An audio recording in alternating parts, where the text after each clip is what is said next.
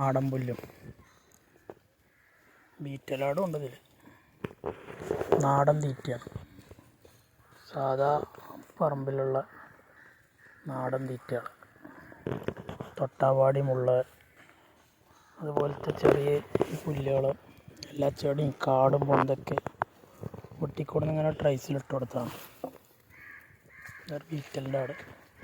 ഏത് ബീറ്റലായാലും വേണ്ടില്ല, വേനൽക്കാലത്ത് നമുക്ക് ഏതാ കിട്ടണോ അത് കൊടുക്കുക. ഇവിടെ ലഭ്യമാവുന്നത് ഏതാണ് അത് കൊടുക്കുക. അങ്ങനെ ആട് വളർത്തുക. അല്ല പ്ലാവിൻ്റെ ഇല കിട്ടിയാലേ ആട് വളർത്താൻ പറ്റുള്ളൂ എന്നുള്ള ചിന്താഗതിയിൽ നിന്ന